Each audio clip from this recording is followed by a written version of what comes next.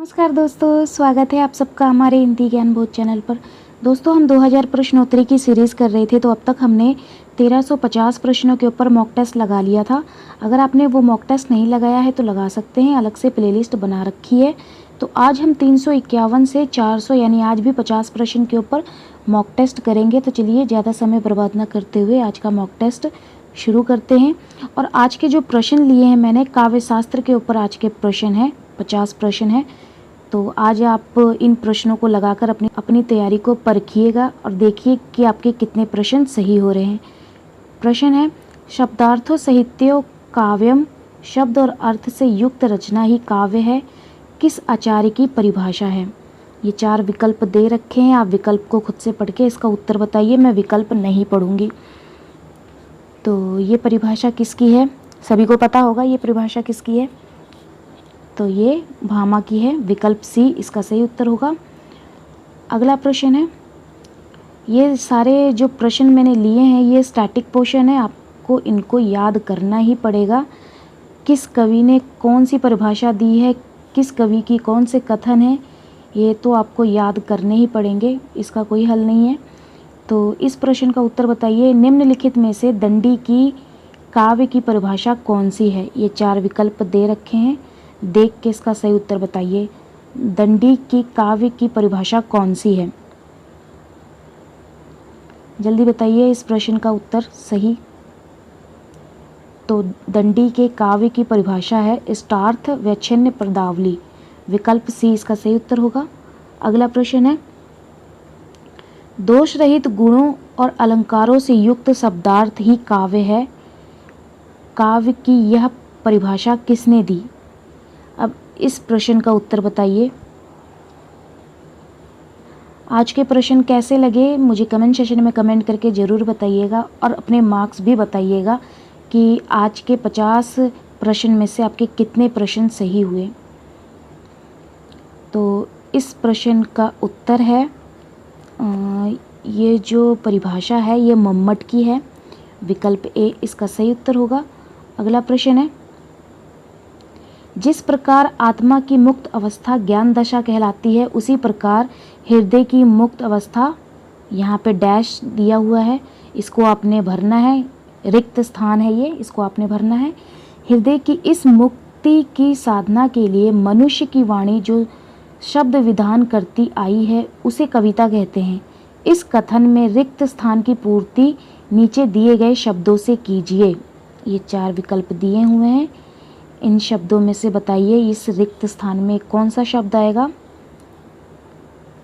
तो जी हाँ, बिल्कुल सही, विकल्प डी इसका सही उत्तर होगा, रस दशा कहलाती है, विकल्प डी इसका सही उत्तर है। अगला प्रश्न है,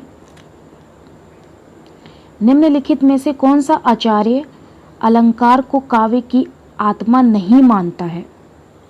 इस प्रश्न का उत्तर बताइए, कौन सा आचार्य है जो अलंकार को काव्य की आत्मा नहीं मानता है। तो वो हैं भरत मुनि जी, विकल्प सी सही उत्तर होगा। अगला प्रश्न है, अलंकार संप्रदाय के प्रवर्तक बताइए। इस प्रश्न का उत्तर तो सभी को पता होगा, अलंकार संप्रदाय के प्रवर्तक भामा है। अगला प्रश्न है, वक्रोकृत काव्य जीवतम कहकर वक्रोकृत को ही काव्य की आत्मा स्वीकार करने वाले आचार्य बताइए। इस प्रश्न का उत्तर, ये 4 विकल्प हैं, पढ़ के जल्दी से इसका फटाफट उत्तर बताइए। तो जी हाँ, बिल्कुल सही, विकल्प बी इसका सही उत्तर होगा। अगला प्रश्न है,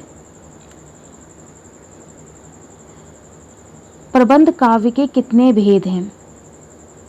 इस प्रश्न का उत्तर बताइए, प्रबंध काव्य के कितने भेद हैं। तो प्रबंध काव्य के 2 भेद हैं। अगला प्रश्न है, खंड काव्य महाकाव्य का एक देशीय रूप होता है, यह परिभाषा किसकी है। यह परिभाषा किसकी है, इस प्रश्न का उत्तर बताइए। तो इस प्रश्न का उत्तर है विश्वनाथ की ये परिभाषा है। अगला प्रश्न है, आज के प्रश्नों हल करके आपको पता लगेगा कि आपके कितने प्रश्न सही हुए और आपकी तैयारी कितनी है। काव्य शास्त्र में से जो प्रश्न आज पूछे गए हैं इसमें से आपकी तैयारी कितनी है, आज के प्रश्न हल करके पता लगेंगे। तो इस प्रश्न का उत्तर बताइए, कौन सी विशेषता गीति काव्य की है? गीति काव्य की विशेषता बतानी है। ये 4 विकल्प दे रखे हैं। तो गीति काव्य की विशेषता है ये 4 विकल्प में से संगीतात्मकता, मुक्तक शैली, एक भाव दशा। तो ये तीनों ही है, यानी विकल्प डी इसका सही उत्तर होगा। अगला प्रश्न है,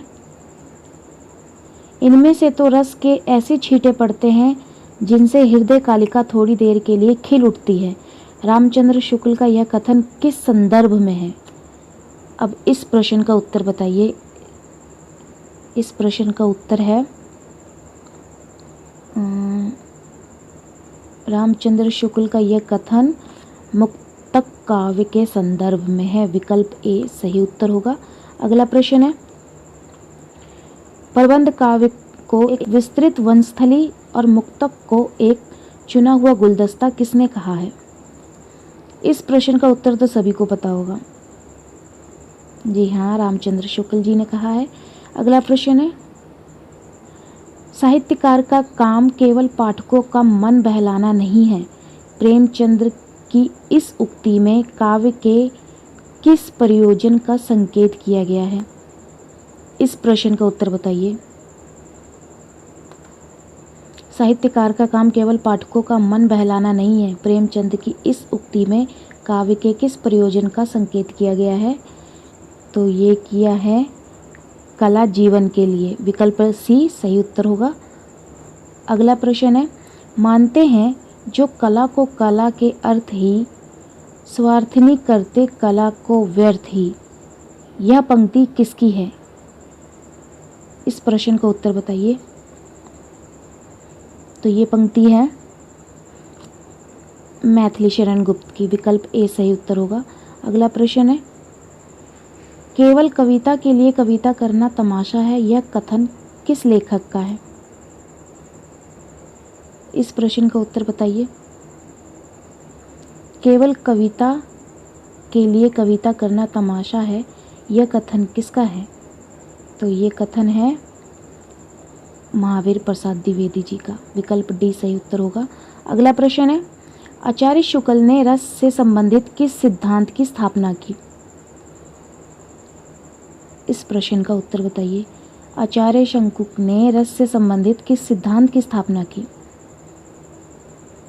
तो ये की अनुमितिवाद सिद्धांत की स्थापना। विकल्प बी सही उत्तर होगा। अगला प्रश्न है, रीति संप्रदाय के प्रवर्तक बताना है। इस प्रश्न का उत्तर तो सभी को ही पता होगा। रीति संप्रदाय के प्रवर्तक हैं वामन। अगला प्रश्न, रीति आत्मा काव्यास्य किसने कहा है? तो ये कहा है वामन ने। अगला प्रश्न, आचार्य क्षेमेंद्र किस संप्रदाय के प्रवर्तक हैं?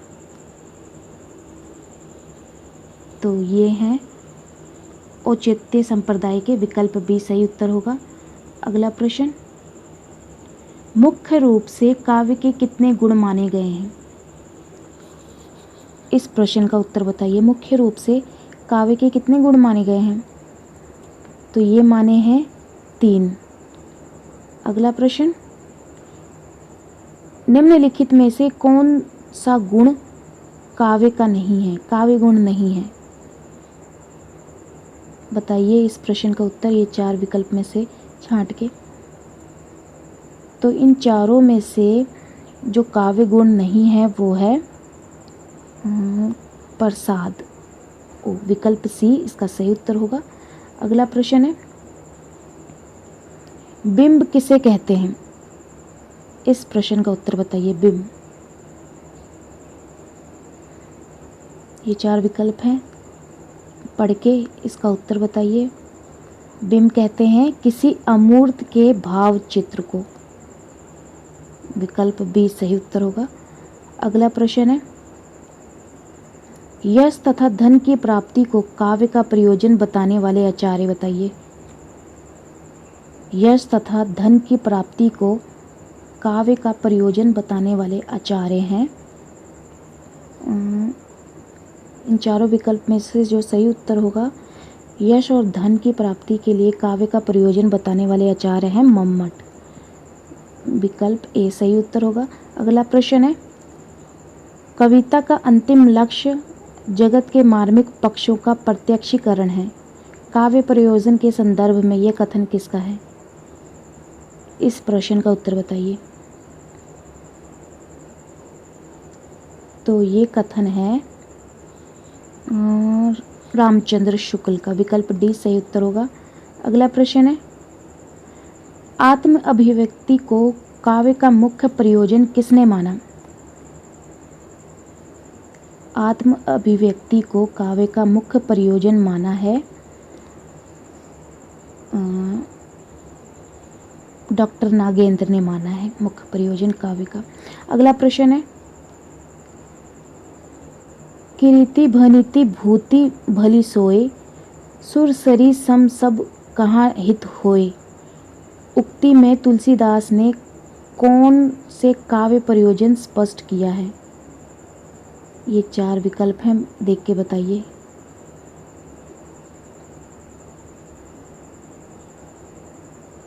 कौन सा काव्य प्रयोजन स्पष्ट किया है तुलसीदास जी ने उपर्युक्त उक्ति में? तो ये किया है, देख लीजिए। इस उक्ति को पढ़ के इसका उत्तर बताइए। तुलसीदास की इस उक्ति में कौन सा काव्य प्रयोजन स्पष्ट किया है? तो ये किया है लोकमंगल। विकल्प ए सही उत्तर होगा। अगला प्रश्न है, काव्य रचना के लिए निम्नलिखित में से कौन सा तत्व आवश्यक है? इस प्रश्न का उत्तर बताइए। काव्य रचना के लिए निम्नलिखित में से कौन सा तत्व आवश्यक है? तो ये अभ्यास, प्रतिभा, अध्ययन, ये तीनों ही आवश्यक हैं काव्य रचना के लिए। तो विकल्प डी इसका सही उत्तर हो जाएगा। अगला प्रश्न है, काव्य के प्रमुख भेद बताइए। काव्य के प्रमुख भेद हैं दो काव्य के प्रमुख भेद हैं। अगला प्रश्न है, काव्य शास्त्र का प्रथम संप्रदाय किसे माना जाता है? तो ये माना जाता है अलंकार को। विकल्प डी सही उत्तर होगा। अगला प्रश्न है, अलंकार संप्रदाय के प्रवर्तक कौन है? उम्मीद है इस प्रश्न का उत्तर सभी को पता होगा। तो भामा जी हैं। अगला प्रश्न, रीति संप्रदाय की स्थापना कब हुई? रीति संप्रदाय की स्थापना हुई है इन चार विकल्प में से 9वीं शताब्दी में। विकल्प बी सही उत्तर होगा। अगला प्रश्न है,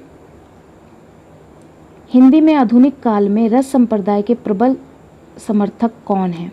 ये चार विकल्प में से हिंदी में आधुनिक काल में रस संप्रदाय के प्रबल समर्थक बताना है। बताइए इस प्रश्न का उत्तर। आधुनिक काल में रस संप्रदाय के प्रबल समर्थक हैं आचार्य रामचंद्र शुक्ल जी। अगला प्रश्न, रीति काल में रस संप्रदाय के प्रथम आचार्य। रीति काल में रस संप्रदाय के प्रथम आचार्य कौन है? तो वो हैं केशवदास जी। अगला प्रश्न, रस को आनंद स्वरूप किसने माना? रस को आनंद स्वरूप किसने माना? तो ये माना अभिनवगुप्त ने। अगला प्रश्न, रस का अर्थ बताइए। ये विकल्प को पढ़ के। रस का अर्थ है साहित्य से मिलने वाली आनंद अनुभूति। विकल्प बी सही उत्तर होगा। बाकी तो सारे गलत ही लिखे हुए हैं। अगला प्रश्न है, रस निष्पत्ति में इनमें से कौन सा तत्व नहीं है? रस निष्पत्ति में कौन सा तत्व नहीं है इनमें से? इस प्रश्न का उत्तर तो सभी को ही पता होगा, तो वो है संभाव नहीं है। विकल्प बी सही उत्तर होगा। अगला प्रश्न है, विभाव, अनुभाव, व्यभिचारी, संयोग दरस, रस निष्पत्ति, रस सूत्र के आचार्य कौन हैं? इस प्रश्न का उत्तर क्या होगा? तो ये तो हम एमए से ही पढ़ते आ रहे हैं, तो इस प्रश्न का उत्तर होगा भरत मुनि। विकल्प डी सही उत्तर होगा। अगला प्रश्न है, किस आचार्य ने रस की संख्या 8 मानी है? रस की संख्या 8 किस आचार्य ने मानी है? तो ये मानी है भरत मुनि ने। अगला प्रश्न है, दोस्तों अगर आप हमारे टेलीग्राम चैनल और व्हाट्सएप ग्रुप के साथ जुड़ना चाहते हैं तो डिस्क्रिप्शन में लिंक दे रखा है, आप क्लिक होकर डायरेक्ट जुड़ सकते हैं। वहाँ पे मैं स्टडी मटेरियल के साथ मॉक और अपडेट करती रहती हूँ। वर्तमान में रस की संख्या क्या है? इस प्रश्न का उत्तर बताइए। तो इस प्रश्न का उत्तर सभी को पता होगा, 9 है वर्तमान में रस की संख्या। तो अगला प्रश्न है, शोक रस का स्थायी भाव क्या है? तो हर रस का स्थायी भाव आपको पता होना चाहिए। एग्ज़ाम में क्या पता पूछा जा सकता है इस टाइप का प्रश्न। तो इस प्रश्न का जो उत्तर है, शोक रस का स्थायी भाव है करुणा। अगला प्रश्न है, विभत्स रस का स्थायी भाव बताइए। तो इसका स्थायी भाव है जुगुप्सा। अगला प्रश्न, रौद्र रस का स्थायी भाव? तो क्रोध है। अगला प्रश्न, किस रस को रसराज कहा गया है? किस रस को रसराज कहा गया है? तो वात्सल्य रस को रसराज कहा गया है। अगला प्रश्न, श्रृंगार रस के कितने भेद हैं? कितने भेद हैं श्रृंगार रस के? तो ये हैं 2 भेद। अगला प्रश्न है, इसी दिन बरसत नैन हमारे,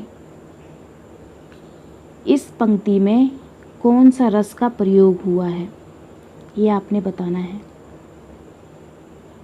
तो इन 4 विकल्प में से निसी दिन बरसत नैन हमारे वियोग श्रृंगार रस का प्रयोग हुआ है। अगला प्रश्न, हाय राम हाय प्राण प्यारे, जीवित रहूं किसके सहारे, इन पंक्तियों में कौन से रस का प्रयोग हुआ है?